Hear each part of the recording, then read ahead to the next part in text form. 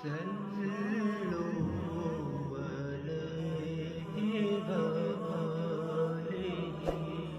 بخاری حدیث نمبر 10۔ ہمارے صاحب صلی اللہ علیہ وسلم نے فرمایا، مسلمان وہ ہے جس کی زبان اور ہاتھ سے مسلمان محفوظ رہے، اور مہاجر وہ ہے جو ان کاموں کو چھوڑ دے جن سے اللہ نے منع فرمایا ہے۔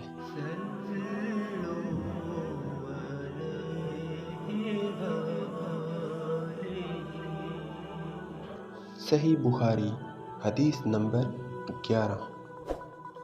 لوگوں نے پوچھا، یا رسول اللہ، کون سا اسلام افضل ہے؟